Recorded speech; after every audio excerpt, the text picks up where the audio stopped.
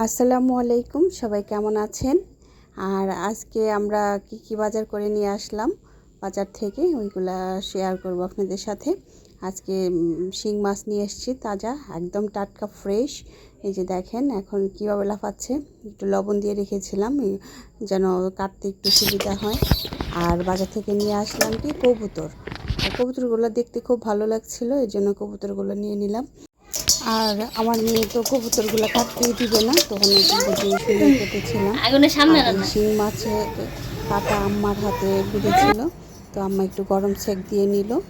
আর এখন আমরা কচুর ছড়ি কেটে নিচ্ছি যে রান্না করার জন্য দুপুরে।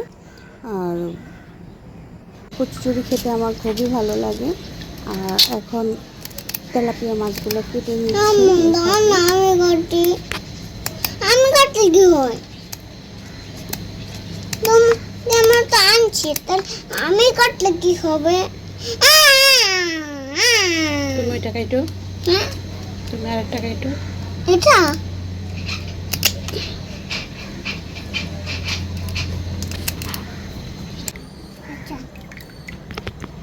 মেয়ে আমার তেলাপিয়া মাছ কাটার জন্য করতেছে, আমার কষ্টের দিন শেষ। ও নিজে নিজে মানে অনেক কাজ করতে চায়, আমিও মাঝে মধ্যে ওকে কাটার জন্য বা কোনো কিছু করার জন্য।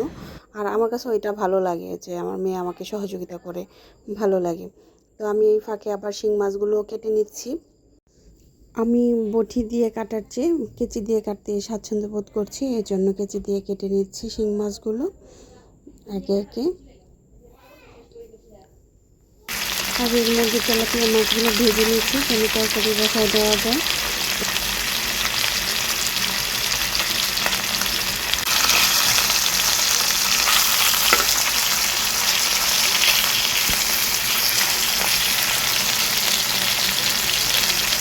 মাছ ভাজতে ভাজতে ভাবলাম যে এখন কবুতরগুলো বেছে নিই। কবুতরগুলো বাঁচতে খুব কষ্ট হচ্ছিল, যেহেতু ছোট বাচ্চা। আর এগুলোর পশমগুলো উঠানো খুব কষ্টকর, একটা একটা করে ছোট ছোট পশমগুলো উঠাইতে হয়। আর এই ফাঁকে আমি তরকারি রান্না করে বসিয়ে দিয়েছিলাম। আমার প্রায় তরকারি রান্না প্রায় শেষ। এখন আমি ধনিয়া পাতা দিয়ে নিচ্ছি, আমার তরকারিতে ধনিয়া পাতা খুব ভালো লাগে, ঘ্রাণটা খুব ভালো আসে। আমাদের তরকারি শেষ আর আমি এখন খেতে বসছি ছড়ি তরকারি দিয়ে, আমার খুব ভালো লাগে। তো এখন খেয়ে নিব। তো সবাই ভালো থাকবেন, সুস্থ থাকবেন। আল্লাহ হাফেজ।